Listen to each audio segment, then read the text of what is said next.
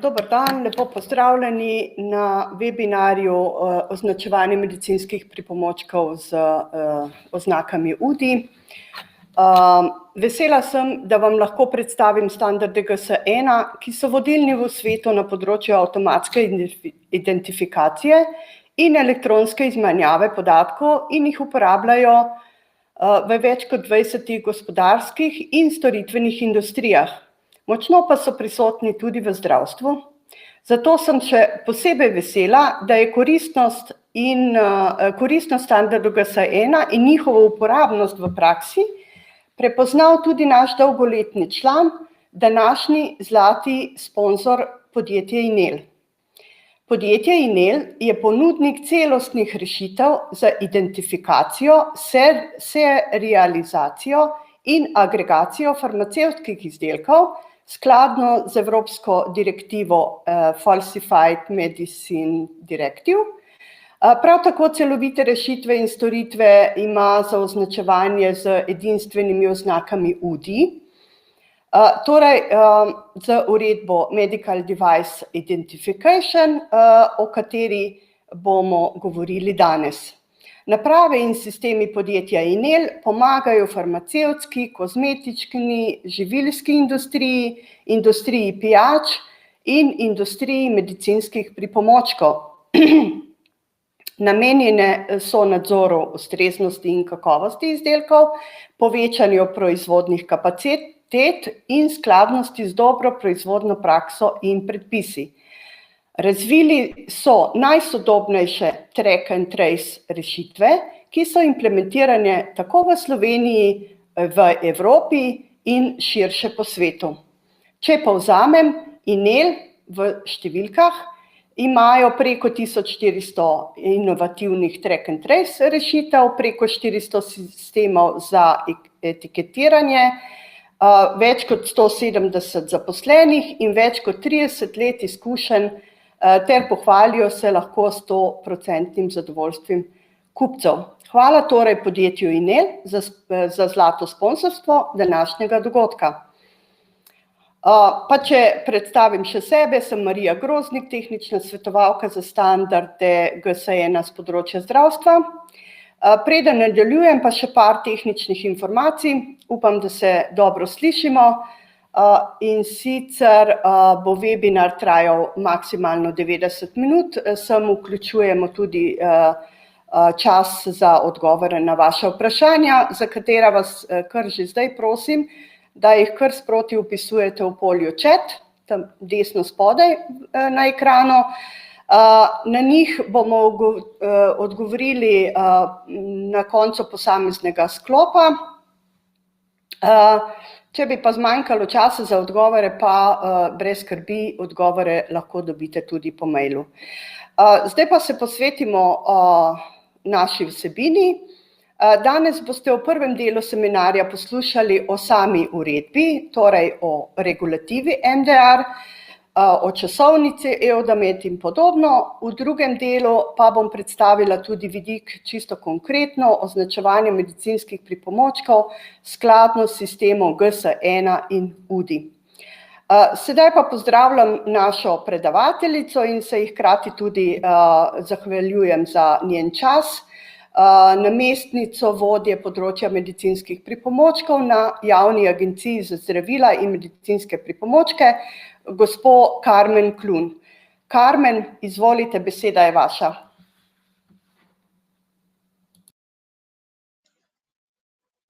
Takole. Evo.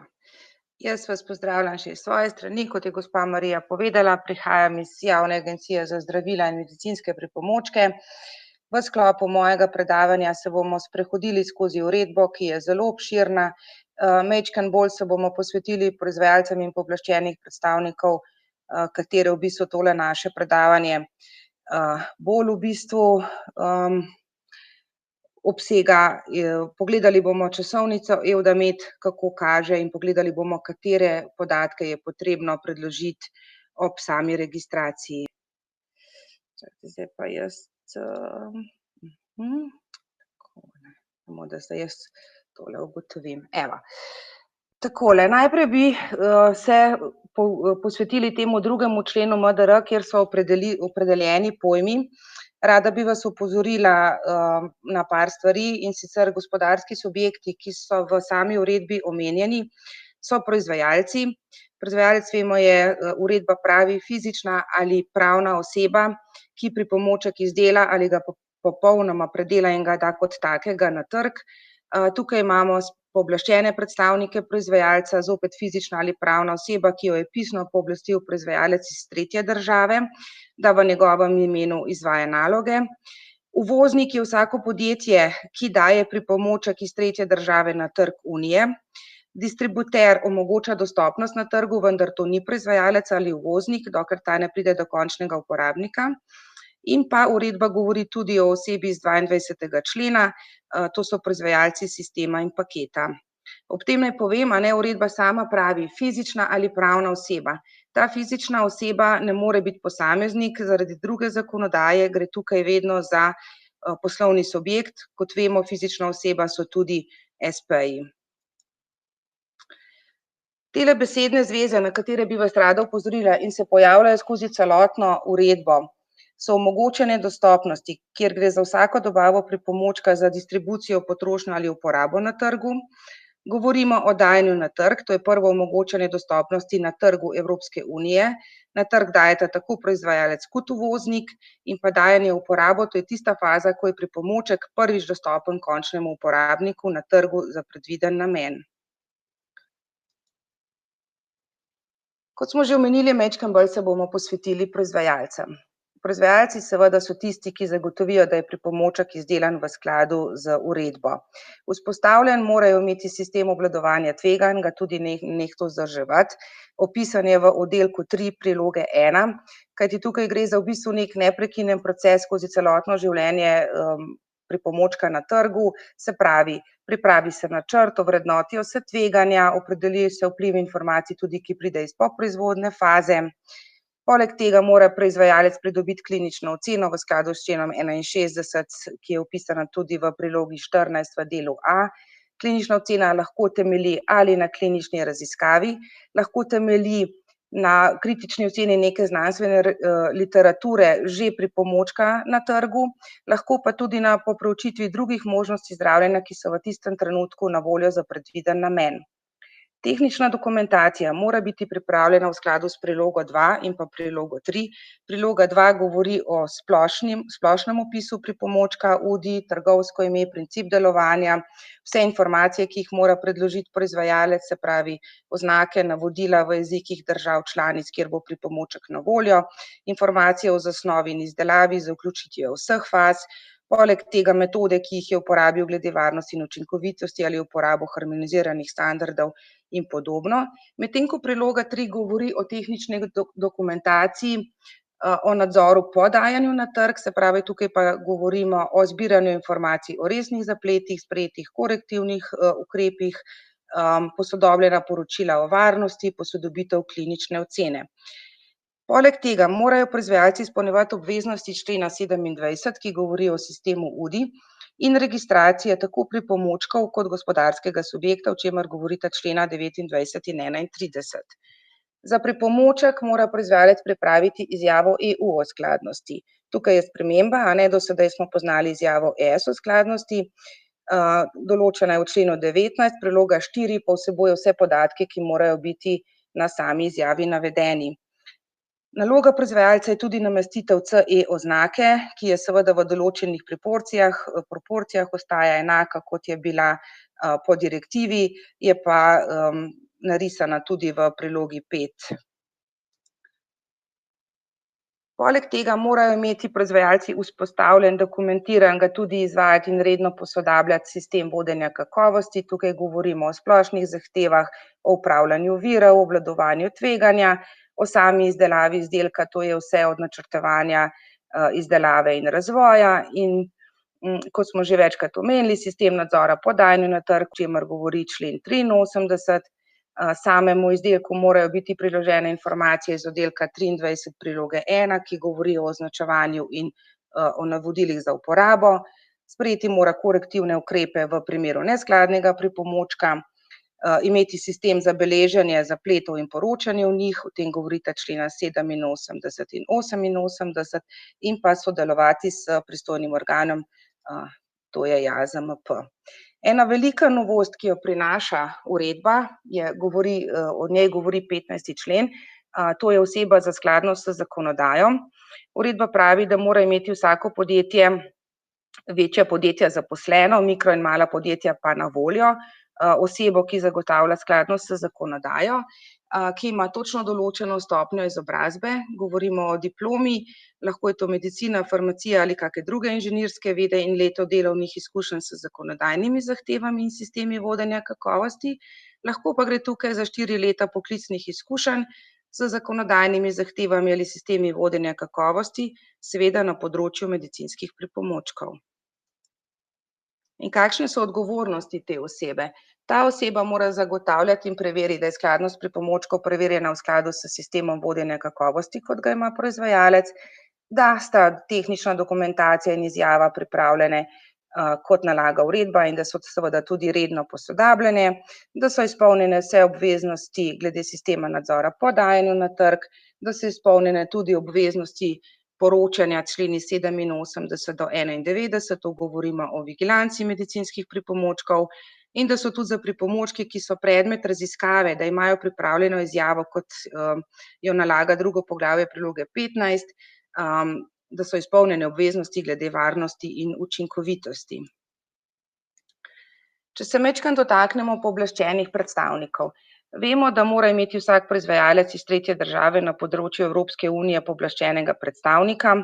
Ob tem naj samo omenim, s čimer se večkrat soočamo na naši agenciji, da ekskluzivni zastopnik, distributer ne moremo enačiti s pooblaščenim predstavnikom. Proizvajalec ima za en sklop pripomočkov na področju enega predstavnika, seveda v kolikor pa je njegov spekter izdelkov večji, jih ima lahko pa tudi več. Pooblaščeni predstavnik izvaja vsaj te naloge, ki so določene v pooblastilu in so navedene v 3. točki 11. člena. To pomeni, da preveri, da je pripravljena tehnična dokumentacija in izjava o skladnosti v skladu s našo uredbo, da so izpolnjene zahteve glede registracije po 31. členu, to je registracija gospodarskega subjekta, da je proizvajalec izpolnil obveznosti iz 27. in 29. člena, se pravi vpisa v pripomoček, da proizvajalca obvešča o pritožbah, morebitnih poročilih zdravstvenih delavcev ali drugih deležnikov in pa da sodeluje s pristojnim organom. Pravno je pooblaščeni predstavnik odgovoren na isti podlagi kot proizvajalec. V kolikor pride do preklica pooblastila, mora o tem obvestiti pristojni organ, o zamenjavi pooblaščenega predstavnika pa govori celotni 12. člen uredbe. Tudi pooblaščeni predstavnik mora imeti osebo za skladnost z zakonodajo, kot navaja 15. člen. In sicer je to oseba, ki je stalno na voljo in seveda pozna regulatorne zadeve na področju pripomočkov v Evropski uniji. Ob tem bi rada samo še opozorila na 2 novosti, mogoče ne tako zelo, Brexit, vemo, Združeno kraljestvo je izstopilo iz Evropske unije, s tem je postalo tretja država, kar dejansko pomeni, da certifikati, ki so jih izdali njihovi priglašeni organi, niso več veljavni, da morajo imeti proizvajalci Združenega kraljestva na področju Evropske unije tudi pooblaščenega predstavnika in pa subjekti, ki poslujejo s Združenim kraljestvom, niso več le distributerji, ampak so prevzeli obveznosti uvoznikov. Tukaj govorimo tudi o Swixitu, to se dogaja ravno sedaj. Švica namreč nikoli ni bila polnopravna članica Evropske skupnosti, je pa bila del Evropskega gospodarskega prostora in so zanjo veljale popolnoma enake določbe kot za druge države članice. In ravno sedaj potekajo dogovori z Evropsko komisijo in se sprejemajo novi sporazumi. Če gremo majčkeno na Evdamed. Evdamed verjetno ste že slišali, gre za podatkovno zbirko za medicinske pripomočke. Evdamed 2 smo poznali do sedaj, bil je na voljo pristojnim organom, vanj smo sami vpisovali gospodarske subjekte, pripomočke in izdane certifikate. Dejansko pa gre to za nek spletni portal. MDR Evdamed, kot bo zdaj po uredbi, bo omogočal izmenjavo informacij med priglašenimi organi, pristojnimi organi, gospodarskimi subjekti in Evropsko komisijo, vse z namenom preglednosti nad pripomočki na trgu in krepitev tržnega nadzora. Za vzpostavitev vzdrževanja je odgovorna Evropska komisija, vse pa seveda s posvetu s koordinacijsko skupino na področju medicinskih pripomočkov, to je MDCG, Medical Device Coordination Group. Kot sem že rekla, Evdamedu, ki prihaja, bomo rekli MDR Evdamed. Del tega MDR Evdameda bo javno dostopen, in sicer bojo javnosti dostopne informacije o pripomočkih, certifikatih, gospodarskih subjektih in tudi o kliničnih raziskavah. Omogočal bo boljšo identifikacijo pripomočkov in lažjo sledljivost proizvajalcem, da bojo izpolnili obveznosti obveščanja iz členov 87 do 90 in pa seveda medsebojno dobro sodelovanje in obveščenost med pristojnimi organi in Evropsko komisijo. Evdamed bo sestavljalo več modulov. Prvi je modul za registracijo gospodarskih subjektov, to je Actor Registration modul, ki je že na voljo. Potem je modul za registracijo samih pripomočkov, UDI Device modul, modul za priglašene organe in certifikate. Kot sem že prej omenila, do zdaj smo certifikate vnašali pristojni organi, po uredbi bo ta obveznost preložena na same priglašene organe, da bodo vnesli v modul certifikat. Potem je tukaj modul za klinične raziskave in pa študije učinkovitosti, za vigilanco in nadzor podajanja na trg in modul za nadzor trga. Ti trije zadnji moduli so najbolj tehnično zahtevni in so še v fazi razvoja. Prej smo govorili o gospodarskih subjektih. V Evdamedu bodo vpisani proizvajalci, pooblaščeni predstavniki proizvajalca, uvozniki in pa proizvajalci sistema in paketa, medtem ko ostali gospodarski subjekti, ki jih poznamo, kot so distributerji, proizvajalci pripomočkov za posameznega uporabnika, zunanji obdelovalci in zdravstvene ustanove, to so tisti, ki bodo pripomoček, ki je namenjen večkratni uporabi, ponovno obdelali, bodo vodeni v informacijskem sistemu, ki ga zdaj trenutno razvijamo na JAZMP. Majčkeno se bomo sprehodili po členih, ki so zdaj v bistvu v tem našem predavanju danes pomembni, in sicer o sistemu edinstvene identifikacije pripomočka govori 27. člen. To je sistem UDI, Unique Device Identification System, podrobneje je opisan v delu C priloge 6, omogoča identifikacijo in sledljivost pripomočka, sestavljen pa je iz UDD in UDP. Kaj točno to pomeni, bomo videli še v nadaljevanju.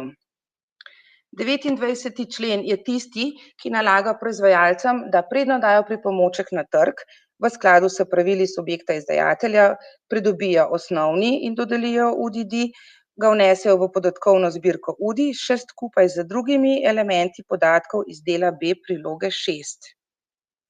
Ko že govorimo o subjektih izdajateljih, naj povem, da so navedeni v 12. odstavku 120. člena, 4 so, med njimi tudi GS1, na katerem predavanju smo danes, in uredba pravi, da v skladu s pravili subjekta izdajatelja se ta basic UDI dodeli, zato ker kot tukaj vidimo, so te zahteve od vsakega do vsakega rahlo različne.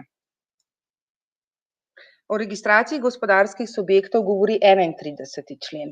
V ta namen gospodarski subjekt vnese informacije iz oddelka dela A priloge 6 in uredba pravi, da pristojni organ po preveritvi podatkov temu subjektu dodeli enotno registrsko številko ali SRN, Single Registration Number, ki izgleda nekako tako, kot vidimo spodaj, se pravi, v prvi fazi gre za predpono države članice, v drugi za vrsto, vlogo gospodarskega subjekta, MF kot manufacturer, proizvajalec, AR bi bilo v primeru pooblaščenega predstavnika, authorized representative, in kolikor gre za uvoznika, IM kot importer, in potem Evdamed avtomatsko dodeli še neko 9-mestno digitalno številko.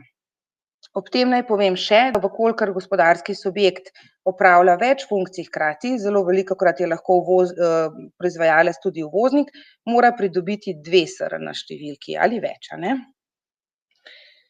Registracija gospodarskih subjektov je že na voljo od 1. 12. 2020. To je ta prvi Actor modul Evdameda.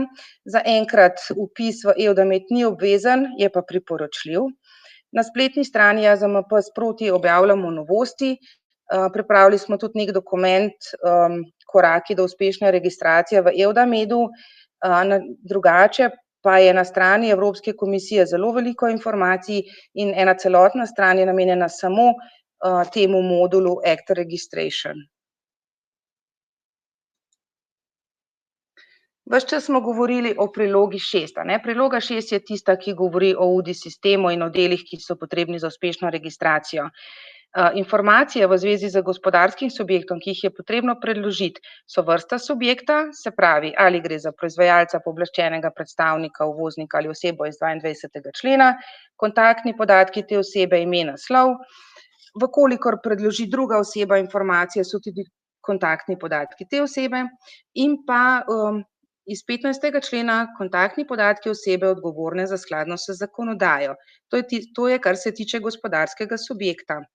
Informacije v zvezi s pripomočkom so tudi v delu A, je osnovni UDD, govorimo o vrsti, številki veljavnosti certifikata, tudi državo članico, kjer bo pripomoček dan na trg, v višjih razredih tveganja tudi državo članico, v kateri bo na voljo, o razredu tveganja, informacijo o tem, ali gre za ponovno oddelan pripomoček, informacijo o tem, ali ta pripomoček vsebuje neko snov, ki bi ob ločeni uporabi lahko veljala za zdravilo, ali so prisotne celice ali tkiva, tako človeške kot živalske, enotno številko klinične raziskave.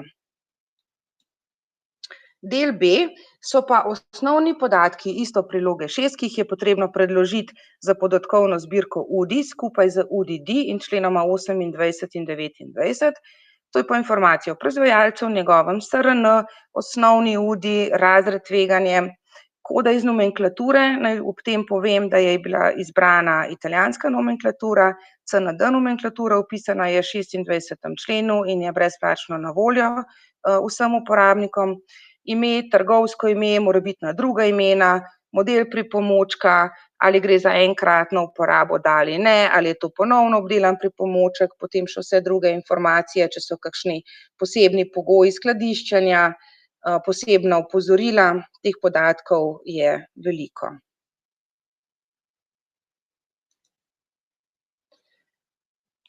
In če se zdaj bolj osredotočimo, kaj je osnovni UDD in kasneje tudi UDD sam. Osnovni UDI je primarni identifikator modela pripomočka, ki je določen na ravni enote uporabe. In to je tudi podatek, ki je bistveni element v evidencah podatkovne zbirke UDI. In poleg tega je to tisti podatek, ki je naveden na certifikatih priglašenega organa in na izjavah o skladnosti. Lahko pa ima en osnovni UDD več posameznih UDD-jev, vkolikor imajo isti predviden namen, isti razred tveganja, isti dizajn in iste karakteristike izdelave. Tukaj imam en primer, recimo brizge, vkolikor so brizge identične, pa je različen samo volumen, so v bistvu vse lahko sklop enega osnovnega UDD-ja. Tukaj sem vam hotela pokazati, Medtech Europe je pripravil na tej povezavi, ki je navedena, ene luštne smernice, ki v bistvu proizvajalcem prikažejo oziroma ga malo usmerijo v to, ali je pripomočku potrebno dodeliti nov osnovni UDD. In gre nekako tako, ali je isti SRN, isti razred tveganja, je naveden na certifikatih, in kolikor je vse identično, je pripomoček, ki je mogoče drug model, ampak ima isti dizajn, isto karakteristike izdelave, lahko predmet istega osnovnega UDD-ja. So pa to smernice, ki v bistvu niso zavezujoče, ampak je pa en lep prikaz. In če gremo na sam UDI. UDI je sestavljen, kot smo že povedali, iz UDD in UDP. UDD je dejansko model pripomočka in je tudi ključ za dostop do informacij, ki so shranjene v podatkovni zbirki UDI. Medtem ko je UDP, gre do enote proizvodnje, po potrebi tudi pakirane pripomočke, kot je določeno v delu C priloge 6. Tukaj govorimo o serijski številki, datumu proizvodnje, roku uporabe. Celoten sistem UDI je bil razvit in vzpostavljen zaradi sledljivosti pripomočka, zaradi boljšega in lažjega poročanja o zapletih, večjega nadzora nad pripomočki na trgu manj bo lahko prihajalo do raznih ponaredkov na trgu, zdravstvenim ustanovam bo omogočal večjo preglednost in tako naprej. Ko govorimo o UDI, dejansko govorimo o 4 fazah. Prva je dodelitev UDI, druga je namestitev UDI na sam pripomoček, tretji je vpis v podatkovno zbirko UDI in četrti je v bistvu shranjevanje teh podatkov. Ker 27. člen nalaga gospodarskim subjektom, da hranijo UDI za pripomočke, ki so jim bili dobavljeni, predvsem če gre za razred tveganja 3, podobno je za zdravstvene ustanove, s tem, da uredba v tem 27. členu tudi nalaga, da države članice spodbujajo predvsem zdravstvene ustanove, da hranijo UDI v elektronski obliki tudi za ostale pripomočke ostalih razredov tveganj. Namestitev UDI na sam pripomoček gre z UDI carrierjem ali nosilcem. Nosilec je lahko v več oblikah, tukaj imamo par prikazanih, seveda je to vse v skladu s pravili subjekta, izdajatelja in proizvajalčevim vzpostavljenim sistemom, kot ga ima v podjetju, lahko je to linearna koda, lahko je to matrix koda, lahko je to QR koda. Kdaj pa je potrebno pripomočku dodeliti nov UDD? Nov UDD se dodeli ob vsaki spremembi, ki bi lahko pripeljala do napačne identifikacije. Se pravi, se spremeni ime trgovsko ime pripomočka, lahko se spremeni model, če je označen za enkratno uporabo, če je pakiran sterilno ali pa je pred uporabo potrebna sterilizacija, če se spremeni število pripomočkov v paketu oziroma če vsebuje neka nujna opozorila ali kontraindikacije. In ker že ves čas govorimo o osnovnem UDD-ju in UDD, naj vam pokažem povezavo. Kot smo že rekli, pripomočki znotraj enega osnovnega UDD-ja, ki imajo isto karakteristiko izdelave, isti razred tveganja, isti dizajn, so lahko predmet več UDD-jev. En osnovni UDD ima lahko nešteto UDD-jev, medtem ko obratno ne gre. En UDD ima lahko samo en osnovni UDI. Tukajle sem našla in pač vključila v prezentacijo iz enih predavanj tudi majčkeno bolj prikaz. Na levi strani imamo recimo kavčne vsadke, ki obstajajo v 3 različicah in še v 3 podtipih, kar dejansko pomeni, da znotraj enega osnovnega UDD-ja bo tukaj 9 UDD-jev. Medtem ko imamo na desni strani primerjavo, imamo pakiran pripomoček, ki na prvi pogled izgleda popolnoma enak, vendar je prvi že steriliziran, drugi mora biti podvržen sterilizaciji, v tretjem pa se spremeni število pakiranj, tudi to v bistvu bo potrebno dodeliti 3 različne UDD-je za te pripomočke. Če gremo majčkeno na časovnico, zdaj uredba stopi v uporabo 26. maja. Prvi modul smo rekli, da je na voljo Evdameda, Ektor modul. Modul naj bi bil v polni funkcionalnosti 26. maja naslednje leto, ko stopi v uporabo še druga uredba o in vitro diagnostičnih medicinskih pripomočkih. S tem, da že 2 modula, za katera 2 je bilo omenjeno, da bosta na voljo že 26. maja letos, se pravi modul za registracijo pripomočkov in za certifikate, nas je Evropska komisija obvestila, da bosta na voljo šele septembra in kot sem povedala, ostali moduli so bolj tehnični, zahtevni, tako da bo dejansko temu tako, da bo v polni funkcionalnosti Evdamed zaživel drugo leto 26. maja, bomo še videli. O samem namestitvi UDI carrierja na pripomoček imamo pa lepši prikaz tule. In sicer je odvisno od razreda tveganja, se pravi, v kolikor gre za pripomočke, ki so vsedljivi ali razreda 3, bo mogel biti UDI carrier nameščen že ob tem, ko stopi v uporabo uredba, za razred 2A in 2B leta 2023 in za razred 1 celo leta 2025.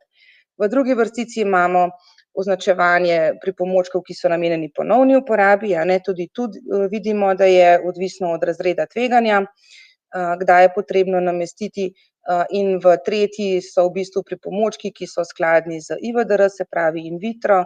Tam ne govorimo o razredu 1, 2A, ampak o razredih A, B, C in D.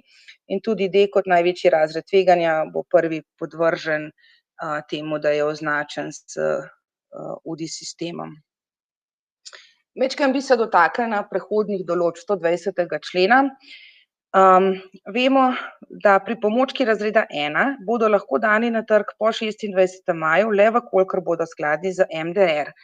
S popravkom uredbe so se opredelili, je bilo opredeljeno do pripomočkov razreda 1, za katere že danes vemo, da bodo po uredbi padli v višji razred tveganja in bo v postopek ocenjevanja mogel biti vključen tudi priglašen organ.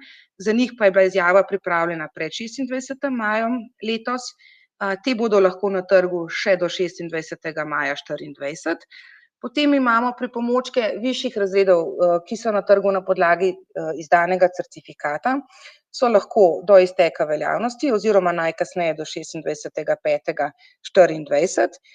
S tem, da uredba potem pravi v naslednjem odstavku, da so lahko še naprej dostopni ali dani v uporabo do 26. maja 2025.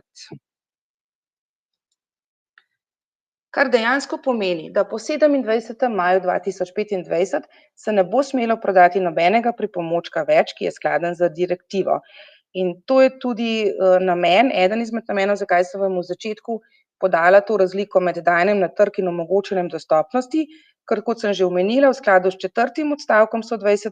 člena se bo pripomočkom, ki so skladni z MDD, se bo prenehalo omogočati dostopnost z dnem 26. 5.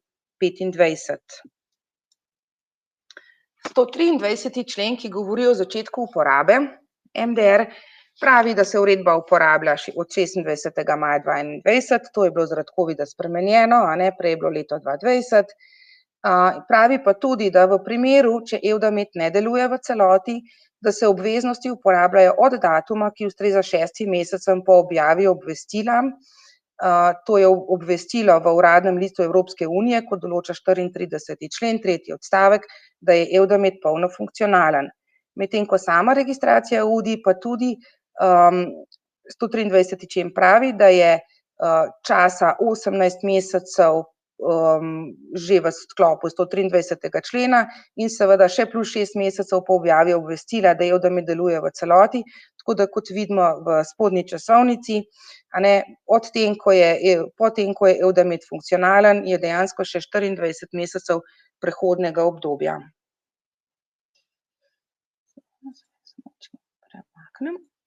Evo. Takole. Povedali bomo še, kaj so to legacy device. Ta izraz ste verjetno že slišali, gre za pripomočke, ki so skladni z direktivo sveta 93/42 ali direktivo 90/385 in bodo po začetku uporabe MDR lahko na trgu z veljavnim CE certifikatom, vendar pa bo določene določbe iz direktive bodo morali proizvajalci spoštovati že sedaj, se pravi, gre za nadzor po dajanju na trg, nadzor trga, vigilanco in registracijo gospodarskih subjektov in pripomočkov. O tem govori celotna MDCG smernica. Te smernice so objavljene na spletni strani Evropske komisije kot guidance dokumenti, v njih se je v bistvu Evropska komisija opredelila še, veliko jih je, še do posameznih sklopov, kjer je bilo treba še kaj natančneje pojasniti in dodeliti. Legacy devici bodo lahko registrirani v Evdamed tudi brez osnovnega UDD-ja. Skrajni rok je 18 mesecev po objavi obvestila, da Evdamed deluje v celoti, vendar pa pravi smernica tudi to, da če pride do resnega zapleta s pripomočkom in pa sprejete nekega korektivnega ukrepa, bo potrebna registracija v Evdamed takoj. Evdamed bo omogočal, da bo proizvajalec tak legacy device vnesel v podatkovno zbirko, vkolikor bo imel dodeljen osnovni UDD ali ne. Vkolikor ga bo imel, ga bo vnesel in sistem bo sam generiral Evdamed D, ki je enakovreden basic UDD-ju. Vkolikor pa proizvajalec UDD-ja kot takega ne bo imel, bo sistem dodelil Evdamed-D, se pravi osnovni UDD, in na podlagi Evdamed-D-ja še Evdamed-ID, ki ustreza UDD-ju. Tole bi bilo nekako z moje strani vse.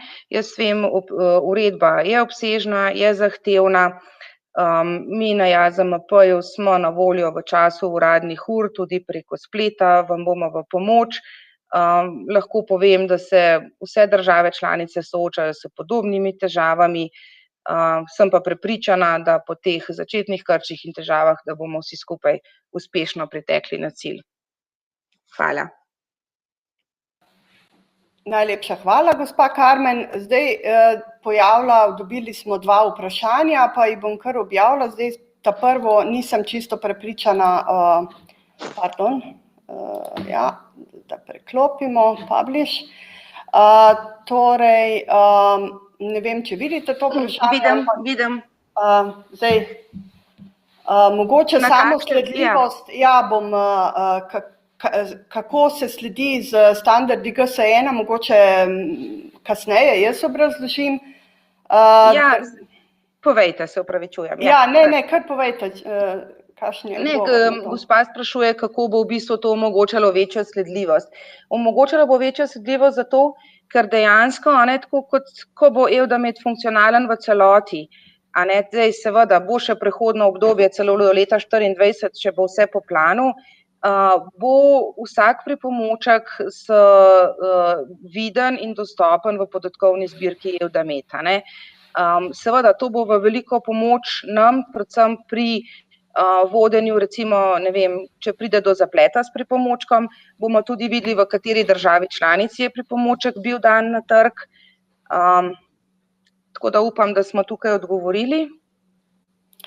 Okej, hvala. Zdaj pa še eno.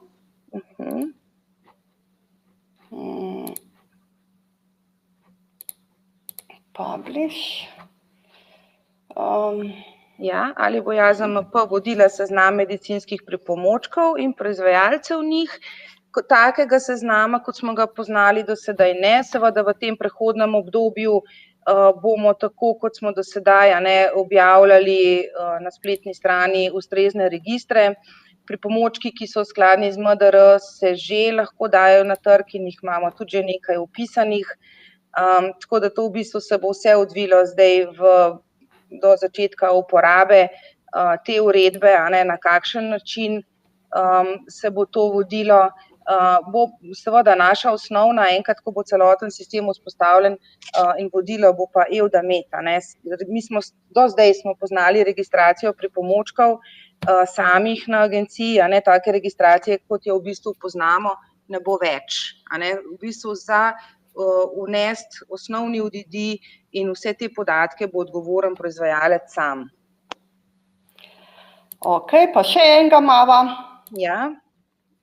Pa tole, kdaj bo potrebno zamenjati EC deklaracijo pripomočka? Zdaj, če govorimo o EC deklaraciji, predvidevam, da govorimo o izjavi o skladnosti. To v prezentaciji sem pač omenila, da vkolikor gre za razred 1, je potrebno to urediti oziroma bo na trg lahko dan po 26. maju, samo vkolikor bo skladen z MDR. In tukaj imamo zdaj spet to razliko med dajanjem na trg in omogočanjem dostopnosti.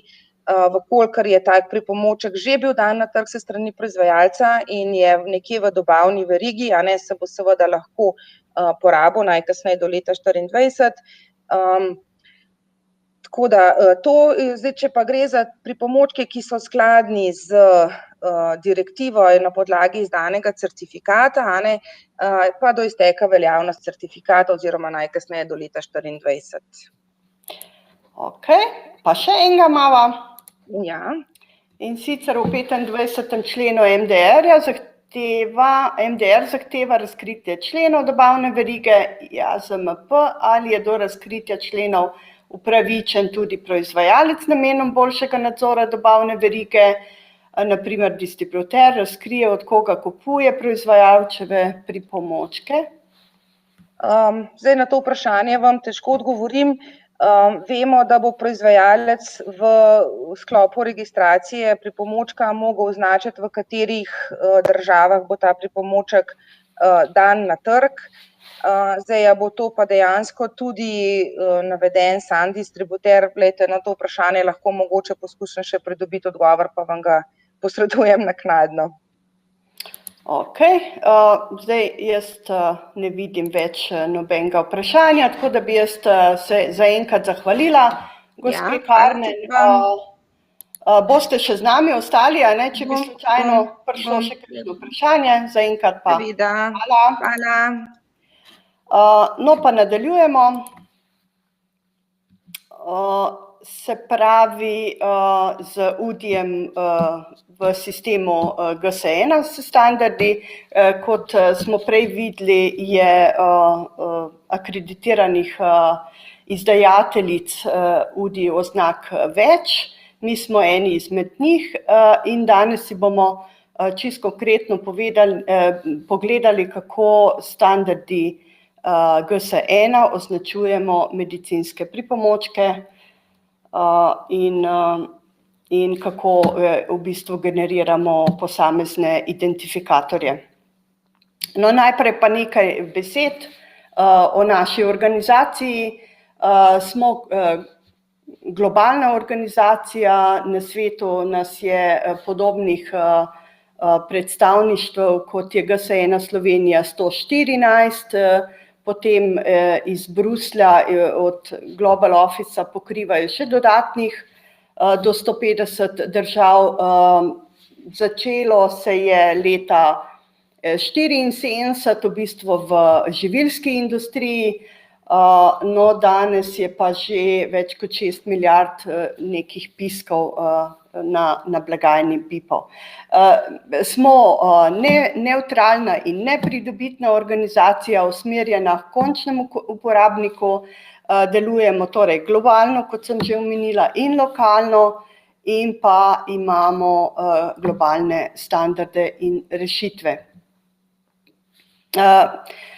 Malo sem že omenila, GS1 Slovenija je del globalne organizacije nepridobitne, se pravi tudi mi smo nevtralni in nepridobitni, edini v bistvu v Sloveniji z licenco od te globalne organizacije, imamo vsa pooblastila in seveda tudi obveznosti mednarodnega sistema GS1, imamo več kot 3600 članov in naši ustanovitelji so priznana slovenska podjetja.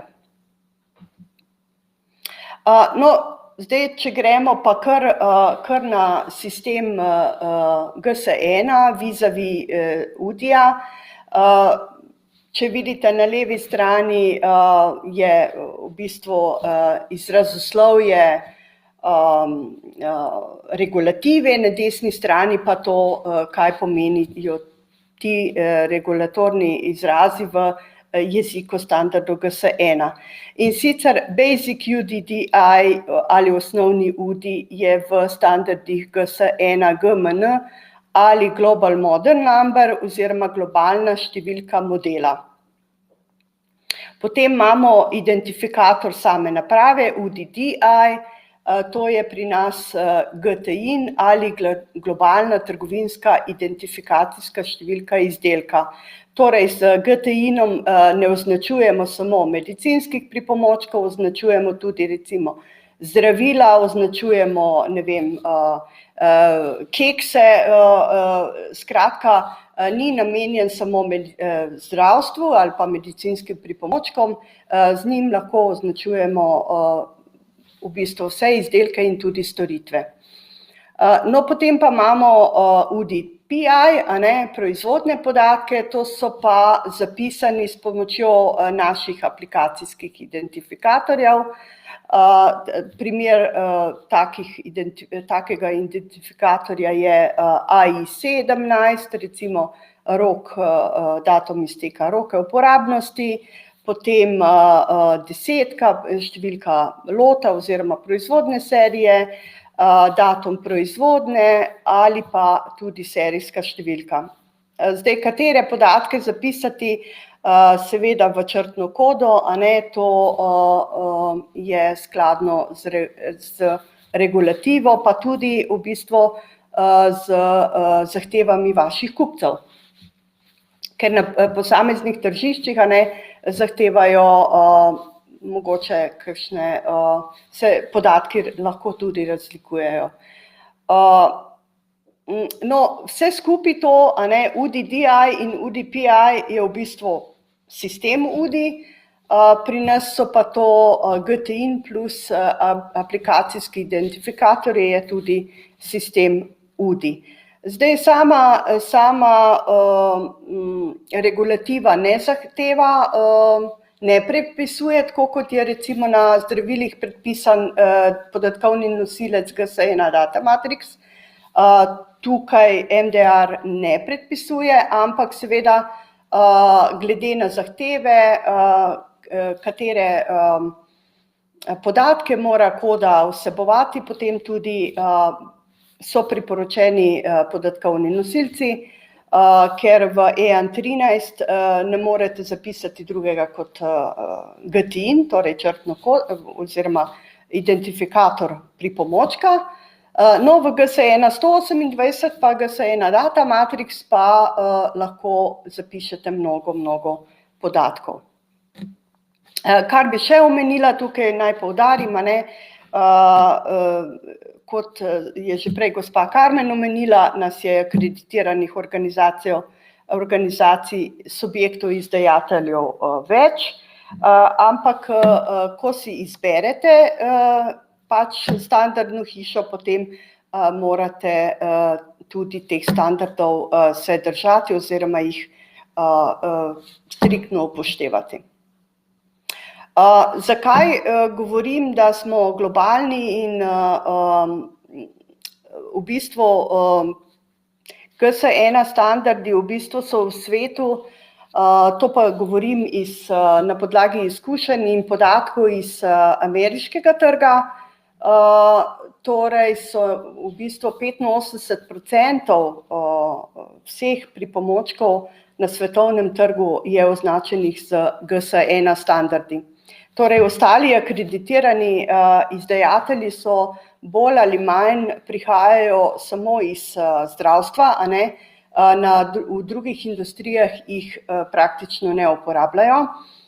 In zdaj, če pogledamo, koliko v bistvu zahtev in priprave zakonodaje, koliko držav prihaja z UDI-jem, zahtevami po UDI-ju, označevanju z UDI-jem, pravzaprav je kar prav, da mi o tem se dobro poučimo, a ne. No, zdaj bi pa kar konkretno šli na strukturo GMN-ja oziroma Global Model Numberja oziroma to, kot smo rekli, je v jeziku regulative Basic UDI. Basic UDI ali osnovni UDI ali globalni model, globalna številka modela, tako, je sestavljena iz predpone podjetja, to je lahko 7 do 9 mestna številka, če govorimo o GS1 Sloveniji, a ne. Seveda vsak član, ki želi označevati z našimi standardi svoje proizvode, potem seveda mora postati član GS1 Slovenija in tukaj imate en primer, kako se potem generira ta Basic UDI. Na naši spletni strani lahko najdete tudi kalkulator tega GMN-ja, je vsem na voljo, brezplačno, tako da se ga lahko tudi poslužite, če želite. Gre pa za to, torej 7 do 9 mestna številka je številka, je numerik, je predpona podjetja, ki vam ga podeli GS1 Slovenija, potem je pa ta v svetlo-modri barvi referenčna številka ali šifra, bomo rekli, zato ker je alfanumerična in si jo v bistvu dodelite sami. Torej, mi vam dodelimo teh 7 do 9 mest, potem pa referenčno številko kreirate sami, si dodelite sami. In na koncu seveda je še dvomestni kontrolni znak. In če boste uporabili naš generator oziroma kalkulator GMN-jev, bo to že kar avtomatsko vam dodelil, je pa po neki formuli izračunano iz predhodnih znakov. GMN je lahko maksimalno dolg, torej 25 znakov, in, kakor sem že rekla, sestavljen je iz predpone podjetja, referenčne šifre in pa 2 kontrolna znaka.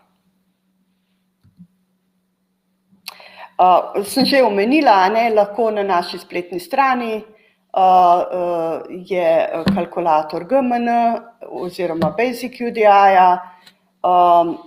Tle imate tudi en primer, kako v bistvu vpišete company prefix najprej oziroma predpono podjetja. Kot sem že rekla, vam dodelimo vi, ko postanete naš član, mi kot postanete naš član. Potem je internal number je v bistvu referenca modela, ki jo dodelite sami in pa na koncu pritisnete kalkuliraj in vam izpiše takle dolgo šifro. Zdaj, model reference je obvezen vsaj en znak, in pa največ odvisno od predpone podjetja, ampak 14 do največ 16 znakov. Seveda pa evidenco pa je kar nepriporočljivo, ampak kar si jo morate, če nimate nekega informacijskega sistema, evidenco vzpostaviti sami. No, zdaj pa struktura GTI-na oziroma Global Trade Item Number ali identifikatorja UDDI. Kot sem že prej omenila, je vedno osnova za kakršenkoli identifikator GS1 vedno naša predpona podjetja. Tukaj spet vidite, z modro poudarjeno je predpona podjetja, ki jo član pridobi pri nas, potem je spet referenčna šifra in pa na koncu kontrolna cifra. GTIN 13 je sestavljen, je v bistvu 13-mestno število, numerik, ni alfanumerik, ampak je numerik. In v vašem informacijskem sistemu oziroma v bazi podatkov, matični datoteki, mora biti obvezno to polje 14-mestno.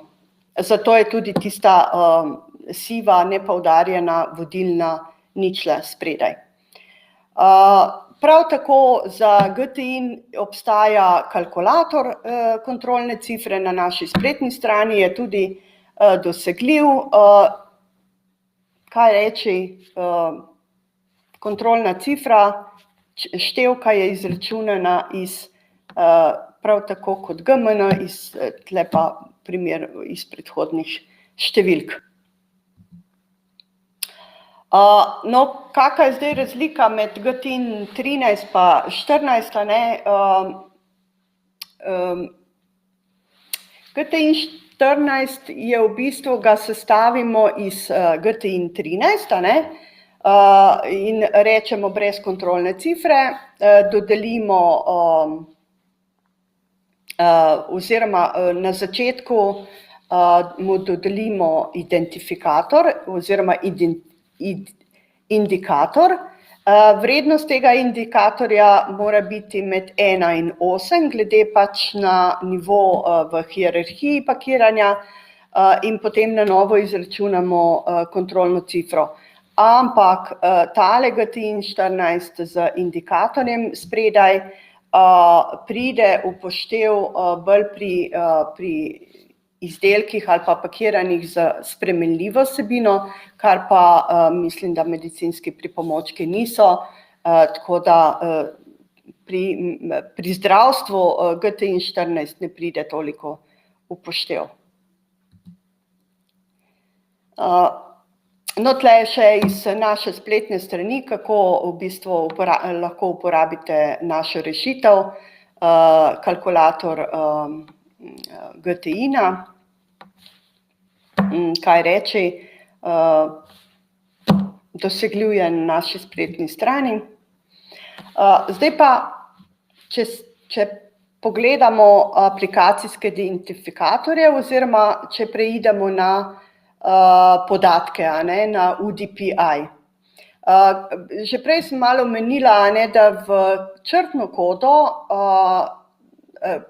posamezne podatke, kot so lot number, datum proizvodnje, rok uporabe, serijsko številko, lahko bi noter zapisali tudi, ne vem, kataloško številko. Skratka, podatkov je res veliko, ampak tudi pri podatkih velja manj je več, bom rekla, zato ker več je podatkov, večje je lahko potem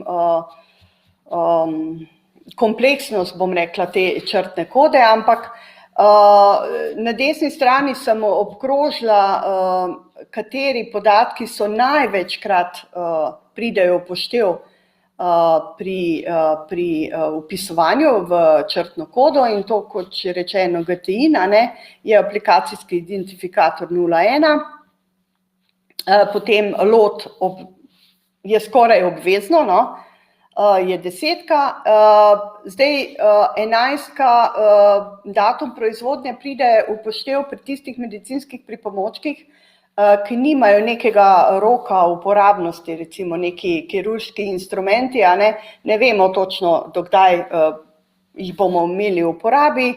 Zdaj, če pa ima, recimo sterilno ali karkoli že, ima rok uporabe, potem damo 17.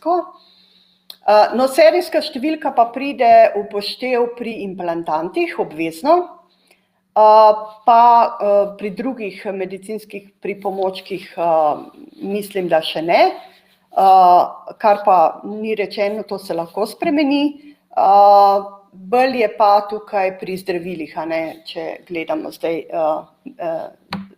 zdravstvo na splošno, serijska številka na zdravilih je pa obvezna. Zdaj, že prej je gospa Karmen malo menila, kateri nivoji pakiranja se vse morajo označevati z UDI-jem. Torej, UDI mora biti na vseh ravneh pakiranja, bom rekla,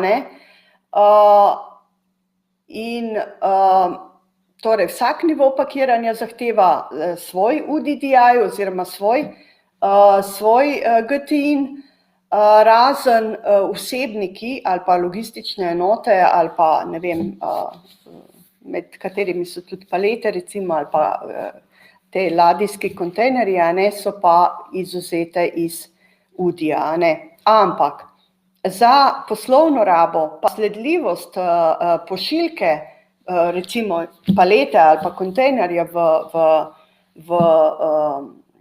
procesu distribucije, pa mora biti tudi označen z SSCC-jem, Serial Shipping Container Code, nekaj takega. Torej, v bistvu zakonodaja ali pa MDR ne zahteva, da so, ampak zaradi poslovnih razlogov, pa v bistvu tudi pridejo logistične enote upoštev za označevanje. Seveda pa tega UDI-ja potem verjetno ni potrebe po vpisovanju v EUDAMET. Zdaj, če se dotaknemo pa še nosilcev podatkov,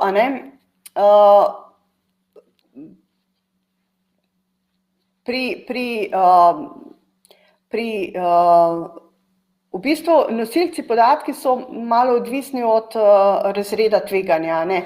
Nižji je razred, bolj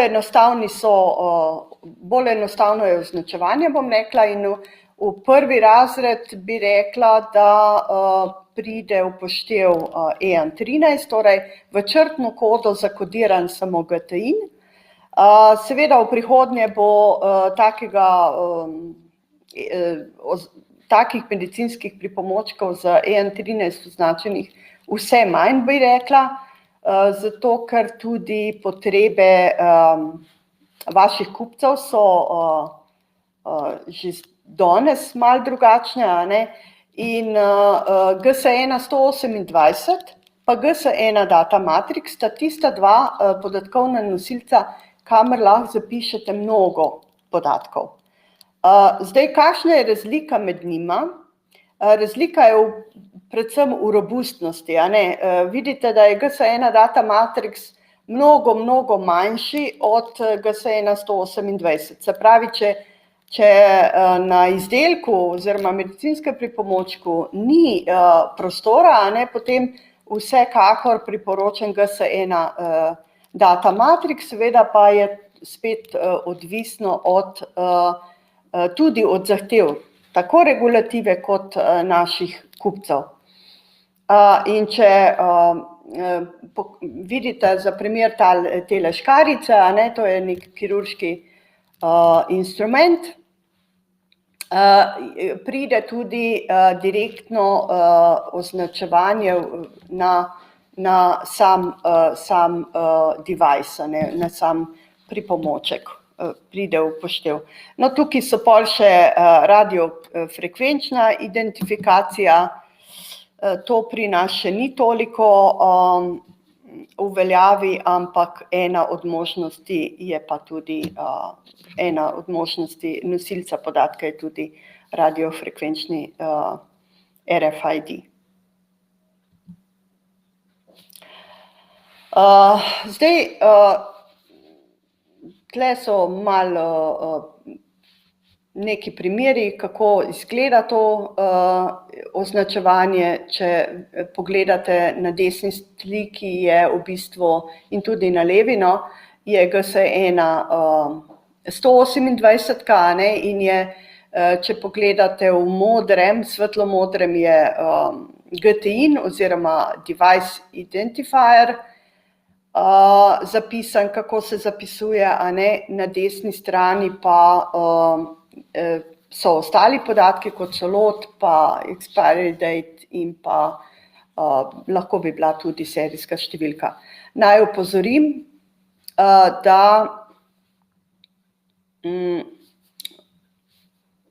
no, tako, ja, v bistvu v črtno kodo morajo biti zapisani neki podatki, a ne, in vse, kar je zakodirano v črtno kodo, to sem imela v mislih, pa mi je ušlo, se opravičujem, vse, kar je zakodirano v črtno kodo, mora biti na izdelku, torej na zavitku, a ne, tudi v tako imenovani človeški obliki, človeku berljivi obliki, no, human readable. Se pravi, vse tisto, kar je v črtni kodi, mora biti tudi na voljo za branje, a ne, ne samo za skeniranje oziroma avtomatsko identifikacijo. No, potem imate na levi strani spodaj še dva primera, kako bi recimo lahko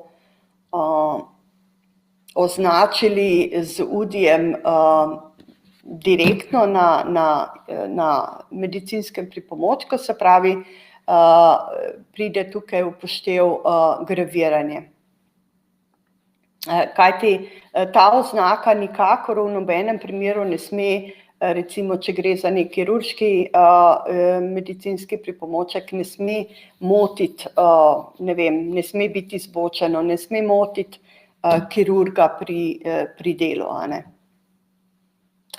No, tukaj je še primer, a ne, vidite na levi strani je GS1 128, kako je v bistvu večja koda, a ne, kot je na desni strani GS1 data matrix, a ne, ki je dosti manjši, ampak ne glede na to, da je majhen, a ne, količina podatkov je lahko povsem enaka kot v GS1 128.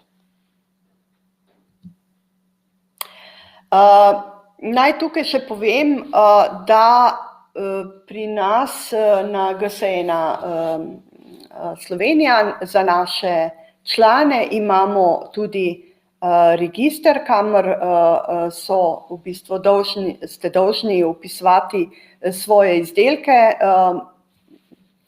Med te izdelke seveda spadajo tudi medicinski pripomočki, tako da sam opozorila bi, a ne, tisti, ki ste danes med udeleženci člani, ta register poznate, ostali pa, ko se včlanite, a ne, boste dobili tudi to možnost na voljo. Gre pa za to, da vzpostavite neko evidenco, a ne, izdelkov ali medicinskih pripomočkov in da v bistvu lahko vsak trenutek te izdelke tudi vidite in bodo v prihodnosti tudi na voljo recimo vašim kupcem. No, to je en primer takega opisa, a ne, v ta register izdelkov. Ni ravno, mislim, je bolj malo atributov, bom rekla, opisov, ampak jaz mislim, da ravno prav, a ne.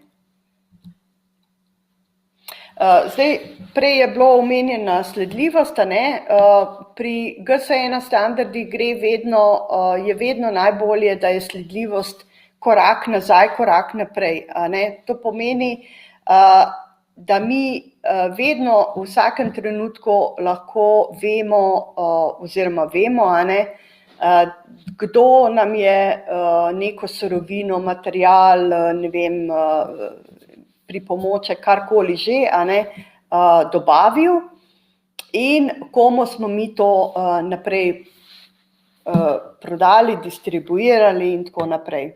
Zdaj, hramba pravi shrani in obdrži. Priporočeno je, da se UDI in podatki hranijo v elektronski obliki. UDI, kot je že gospa Karmen rekla, bo moral biti vključen v vsa poročila, torej v vsa prijave o incidentih, o neželenih dogodkih in tako naprej in v popravljalnih dokumentih oziroma ukrepih. Pri sledljivosti mogoče samo to, a ne, da je treba z identifikacijo vsakega prejemnika medicinskega pripomočka in vsakega neposrednega dobavitelja pripomočka nekam zabeležiti to identifikacijo in to v bistvu potem gre od proizvajalca pa do zdravstvene ustanove oziroma še naprej do pacienta, a ne. In tukaj govorimo o verigi sledljivosti. In seveda GS1 ima tudi standard GS1, ki govori o tej sledljivosti. Zdaj pa mogoče še malo pravil za upravljanje GTI-nov in sicer GS1 Slovenija ima tudi v slovenščini standard oziroma pravila o dodeljevanju številk GTI-n in sicer identitete, ki jih označujemo, so medicinski pripomočki in naprave, tudi software, recimo, nek informacijski software spada tukaj noter. Potem, torej te naprave so, ali pa medicinski pripomočki so lahko samostojni, so lahko sestavljeni iz več komponent, software, kot sem že rekla, in pa neke sestave, a ne. Tukaj sem dodala tudi link do teh pravil, mogoče, če koga zanima, a ne, ali je pa v dvomih, kdaj dodeliti nov GTI, recimo tle imam par primerov, a ne. Če se pojavi novo tržišče, a ne, in je potreben nov jezik, torej, če ne dodate na isto labelo dodaten jezik, ampak izdelek spremenite oziroma nov izdelek z novim jezikom, pomeni, da mora biti tudi nov GTI oziroma UDDI. Če izdelek prej ni imel znaka CE, smo ga dodelili, mora spet biti nov GTI oziroma nov UDI. Če spremenite jezikovno različico in iz izdelka umaknete nek jezik, a ne, potem to pomeni nov izdelek in je nov GTI, nova identifikacija. Če pa na izdelek dodate k nekemu že obstoječemu jeziku še en nov jezik ali več, a ne, potem pa lahko ostane isti GTI. Seveda so to pravila o dodeljevanju iz GS1, a ne. Zdaj, regulativa je vedno tudi nad standardi, a ne, tako da če regulator reče drugače, potem je treba seveda upoštevati regulatorja. No, če pa niso neke bistvene spremembe na izdelku, potem lahko ohranite isti GTI. Mogoče še to, a ne, v zdravstvu itak nikoli ni bila dovoljena ponovna uporaba GTI-na oziroma, bomo rekli, identifikatorja izdelka ali UDDI. Ko je proizvodnja ukinjena in če se začne nov izdelek, tega GTI-na iz starega izdelka nikakor nikoli ne sme se ponovno uporabiti. To velja ne samo za zdravstvo, to velja za vse industrije, a ne. Tako da, če včasih je bila sicer za druge industrije to dovoljeno, od 1.1.2019 pa tudi v drugih industrijah ni dovoljena ponovna uporaba, kot rečeno, v zdravstvu pa to niti ni bilo nikoli dovoljeno. Okej, zdaj smo pa na vprašanje in odgovorih. Se mi zdi, da je kar nekaj vprašanj. Bom probala, tega smo že,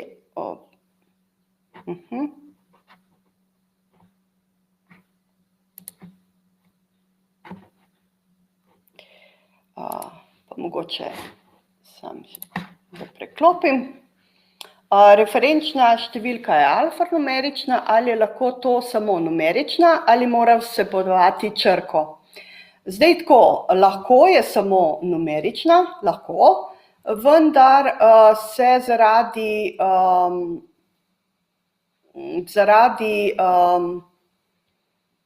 bitke, bom rekla, proti ponarejanju, priporoča alfanumerik.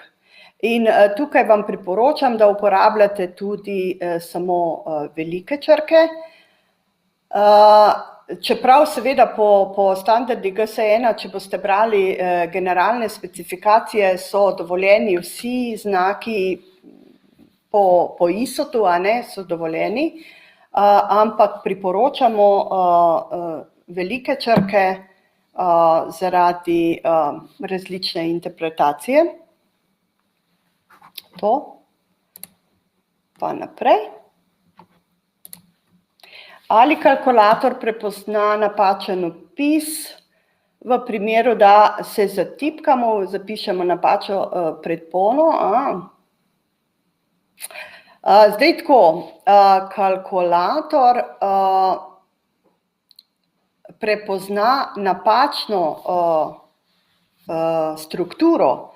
Zdaj ne prepozna napačne predpone, zato vam priporočam, da ste pri predponi še posebej pozorni. Pri predponi se skoraj ne smete zatipkati, no, tako. Tako da zdaj lahko preverite svojo predpono podjetja, lahko preverite v globalni bazi Gepir, ki je prav tako dosegljiva na naši spletni strani, tako da tam vam potem lahko preverite GTIN, mogoče, ne bom mogla vam danes pokazati, ampak lahko vam, v bistvu, pejte na spletno stran, vtipkajte GS1 Gepir, pa lahko tam preverite svojo predpono podjetja, ne.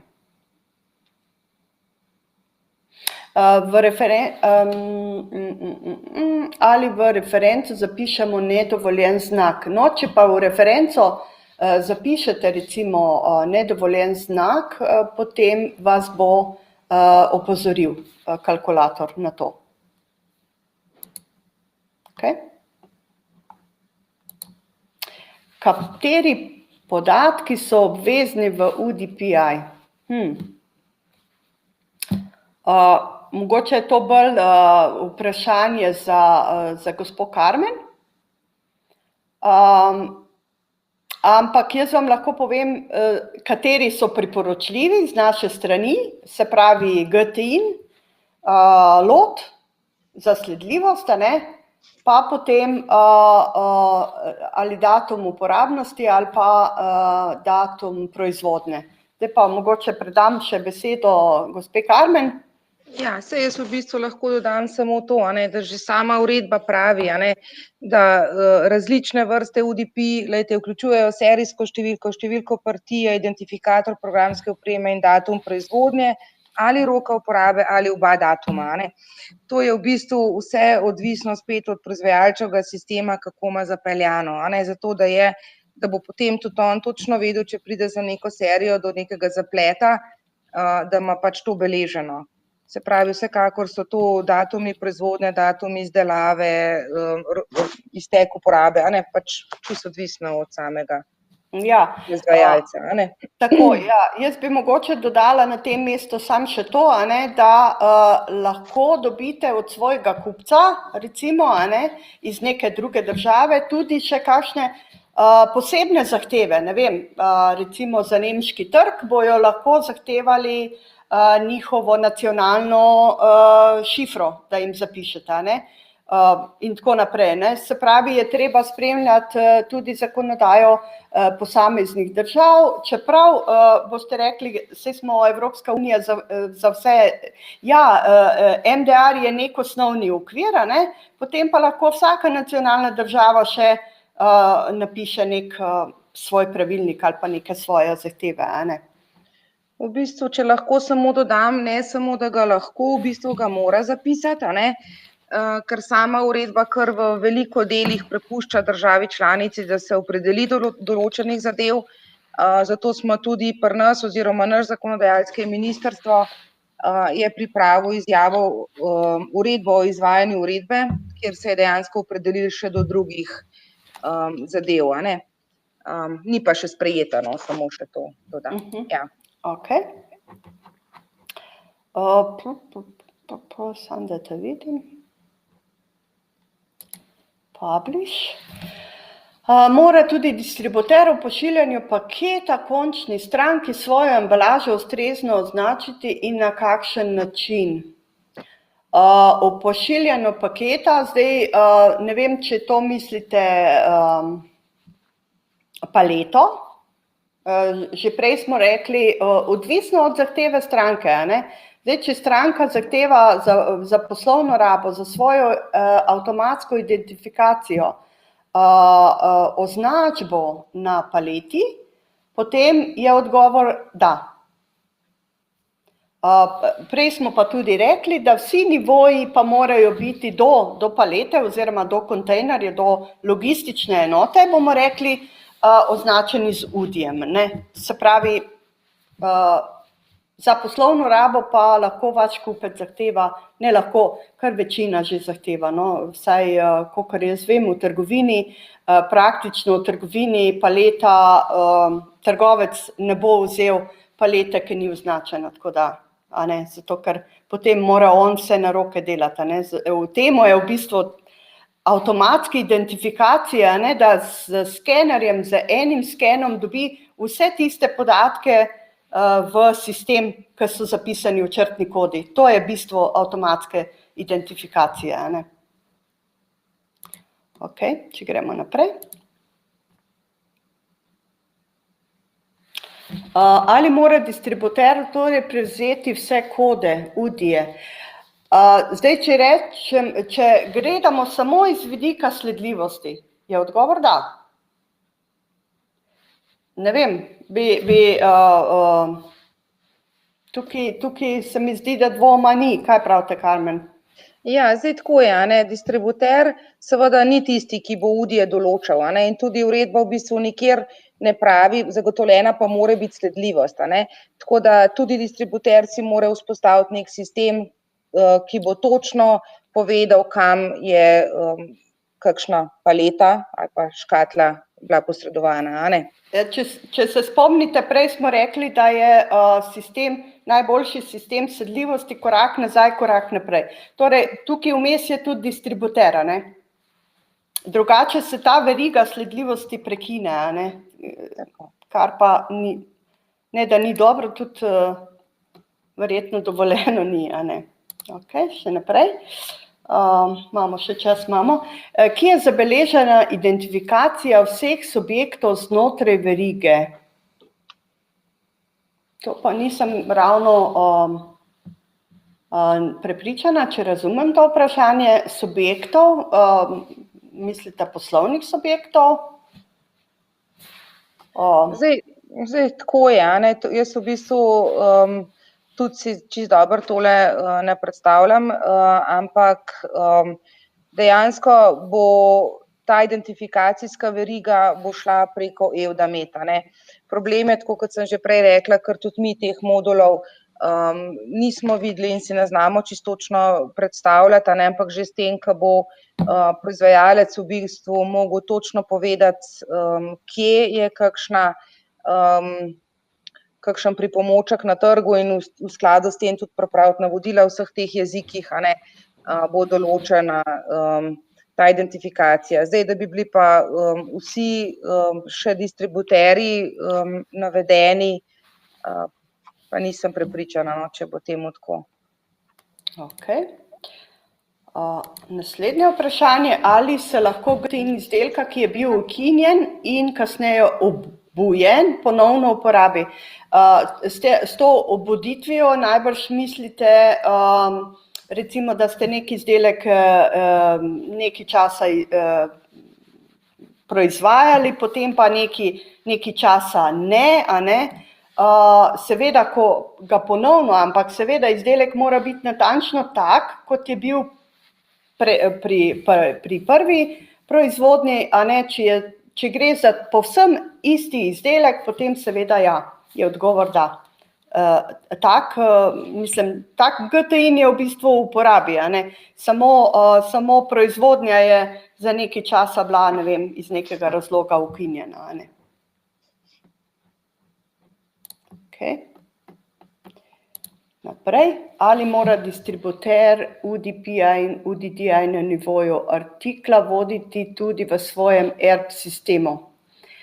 Ja, to bom rekla pa tako, zdaj, če imate ERP sistem, ne samo, da je, mislim, mora Zdaj, če v ERP sistemu tega podatka ne vodite, potem morate imeti neko dodatno evidenco. Skratka, sledljivost mora biti, ne? In je zelo priporočljivo, da to vkomponirate v svoj ERP sistem, če ga imate, a ne?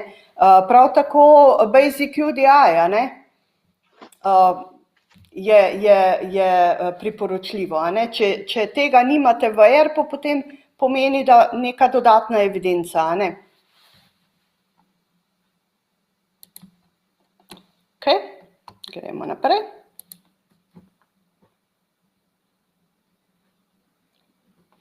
Mogoče samo toliko, zdaj sem videla distributer, ja. Distributer Basic UDI-ja ne rabi, a ne, imeti oziroma ga ne določa, a ne. Iz sistema sledljivosti, a ne, če ima ERP, seveda pa je priporočljivo imeti v ERP-u te podatke, to pa ja, UDPI pa UDDI, a ne. No, če gremo naprej, ali medicinski pripomoček je skladu in dogovor pri nas prepakiran v embalažo s slovenskim jezikom, potrebuje novo UDI. To pa... Ja, to je pa majčkeno bolj, majčkeno bolj kompleksno vprašanje, a ne. Tukaj smo se v bistvu zdaj dotaknili 16. člena MDR, ki govori o tem, kdaj odgovornosti nekega distributerja, v bistvu kdaj distributer ali uvoznik prevzame obveznosti proizvajalca. Zdaj, če gre tukaj za dogovor in če je še vedno proizvajalec tisti, ki je naveden, a ne, in ima z njim sklenjeno tudi pogodbo kot tako, potem v bistvu je lahko to osnovni, je to v bistvu zdaj spet tako, a ne, novo UDI, nov osnovni UDD ne, UDD kot tak pa ja, a ne. Vkolikor pa daje ta distributer ta pripomoček pod svojim imenom in je pač on naveden gor kot proizvajalec, potem seveda je pa na njemu, da pripravi tudi vso ostalo dokumentacijo, a ne. Se pravi, o tem govori 16. člen. No in ja, tako, in jaz bi dodala samo še to, a ne, če vi to prepakirate in dodate gor svojo blagovno znamko oziroma svoje ime, a ne, potem je tudi skladno s pravili GS1 potrebno določiti nov GTIN oziroma novo UDI.